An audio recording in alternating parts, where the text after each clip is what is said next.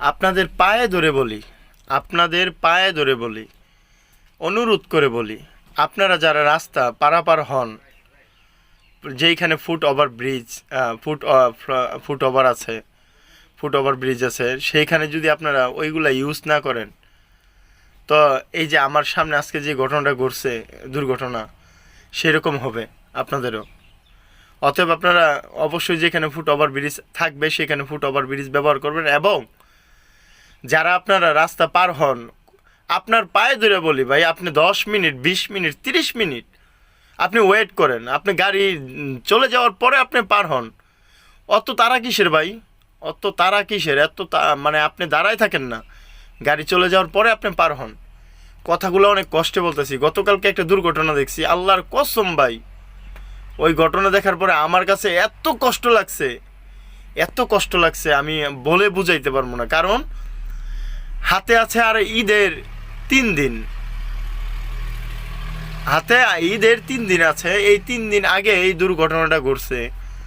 সেই ফ্যামিলিটা কি অবস্থা হবে ওই মহিলাটা গার্মেন্টসে চাকরি করে। তো আপনারা জানেন 8টা, 9টা, 10টা, 11টা, 12টা বাজেও অনেক সময় গার্মেন্টস ছুটি হয়।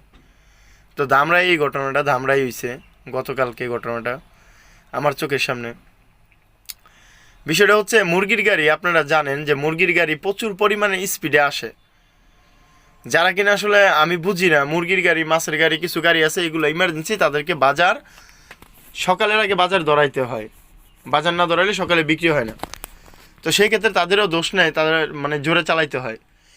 এখন কালকে যে ঘটনাটা ঘটছে, আমাকে ধরেন একটা মুরগির গাড়ি ওভারটেক করছে। তো আমাকে যখন ওভারটেক করছে, তো স্বাভাবিকভাবে আমার গাড়ি হচ্ছে স্লো, আস্তে আস্তে আসতেছিলাম আমি। তো আমাকে ওভারটেক করছে, ওভারটেক করার পরেই আমাকে ওভারটেক করে আমার সামনে দিয়ে একটা মহিলা হাইটটা যাইতেছে আর কি, ধরেন রাস্তা পার হচ্ছে। তো আমি স্বাভাবিকভাবে স্লো করছি, আস্তে যাইতেছি। তো সে, আমার পিছনে যে ব্যক্তি আছে, সে যে ওভারটেক করছে সে তো আর দেখে নাই, ওভারটেক করার সময় সে আর দেখে নাই। সে এমন স্পিড, কম কম মানে 60 স্পিড ছিল তার। যখনই সে আমাকে ওভারটেক করে মাথা যখন বের করে সামনে আইছে, তখনই দেখে ওই মহিলা সামনে, একদম মানে সে মাঝ বরাবর ওই মহিলাটা ঢুকে যাইত গাড়ির ভিতরে। তো ওই ড্রাইভার কি করছে, ডাইনের দিকে কাটি দিছে। এই ঘটনাগুলো কিন্তু সব আমার সামনে হইতেছে। আমার গাড়ি স্লো, আস্তে আস্তে মানে যাইতেছি, যেহেতু গার্মেন্টস ছুটি হয়েছে, আর আমরা কোম্পানি গাড়ি চালাই, আমরা আস্তেই গাড়ি চালাই, আমাদের নির্দেশনা আছে যে গাড়ি আস্তে চালানোর জন্য। তো যখন ওইটা ওভারটেক করছে, ওই বরাবর মানে একবারে ওর উঠতে লইছিল, পরে আপনার কি হয়েছে যে গাড়ি সে ডাইনে কাটি দিছে। তো কাটি দেওয়ার পরে সে 3-4টা মানে বাউতি মারছে। বাউতি মারার পরে তারপরে ওই মহিলা একবার মাঝখান থেকে একটু সাইডে গেছে। সাইডে যাওয়ার পরে এই পিছনের চাকার ভিতরে আপনার তার পা, তার কোমর সহ সম্ভবত ঢুকছে। তো ওই গাড়িটা ছোট্ট, যদি ওই মুহূর্তে যদি বড় গাড়ি হতো তো আরও মর্মান্তিক দুর্ঘটনা ঘটতে পারতো। কিন্তু ওই গাড়িটা ছোট বলতে, মুরগির গাড়ি আপনারা 1.5 টন গাড়িগুলা যেগুলো আছে সেই গাড়ি। তো তার হয়তো বা পাটা ভাঙে গেছে। তো এটা আমার খুব খারাপ লাগছে যে ঈদের আগে এই দুর্ঘটনা, তার মা, তার সন্তান তো তাকিয়ে রয়েছে তার জন্য, তার সন্তান তো তাকিয়ে রয়েছে, তার স্বামী তাকিয়ে রয়েছে যে কোন সময় অফিস থেকে আসবে। এই যে ঘটনাটা আমার কাছে অনেক অনেক কষ্ট লাগছে ভাই। পুরাটা রাস্তা মানে আমি মানে এটা মানতেই পারতেছি না যে এই যে চোখের দেখার মধ্যে এই ঘটনাটা ঘটছে, যে আজকে তার ফ্যামিলিটার অবস্থা কী হবে। একটা মানুষ যখন গার্মেন্টসে চাকরি করে, তার ফ্যামিলি যদি অনেক ভালোই হতো, সে কিন্তু গার্মেন্টসে চাকরি করতো না। আমি গাড়ি ড্রাইভিং করি, আমার ফ্যামিলি যদি, আমি অনেক উচ্চ মর্যাদার ফ্যামিলি থাকতো, তাহলে আমি গাড়ি ড্রাইভিং করতাম না, অন্য কাজ করতাম। তো তার এই ফ্যামিলিটা হয়তো বা তার স্বামী কী কাজ করে আমি তো জানি না, কিন্তু তার ফ্যামিলিটারে টানাটা খুব কষ্ট হয়ে যাবে হয়তো বা।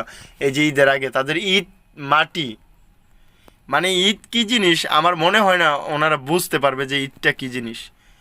এর জন্য আমি আপনাদেরকে বলি, আপনাদের পায়ে ধরে বলি যে আপনারা রাস্তা পার হওয়ার আগে 1000 বার ভাই চিন্তা করে পর রাস্তা পার হন।